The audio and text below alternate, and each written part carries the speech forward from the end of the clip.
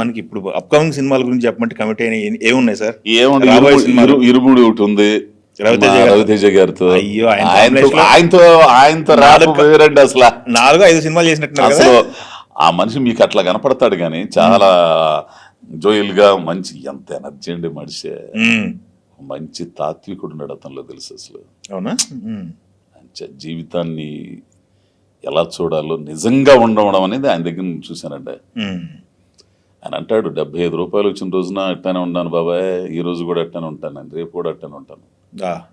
ఉన్నది ఉన్నట్టు వాస్తవంలో ఉంటాడు. హిట్టు ఫట్లతో పని లేదు, పని చేస్తున్నావా, మన ధర్మం మనం నిర్వర్తిస్తున్నావా, ఆ క్రమశిక్షణ కానీ అది కానీ ఏంది ఇది వేరు. అది బాగా నాకు బాగా దగ్గర. రవితేజ గారు నన్ను అంతగా అభిమానించడం అనేది మామూలు విషయం కాదు. నన్ను ఏ సినిమా చేసినా బాబాయ్ని పెట్టండి ముందల అని అంటాడు. అవునా? బాబాయ్ అంటారా?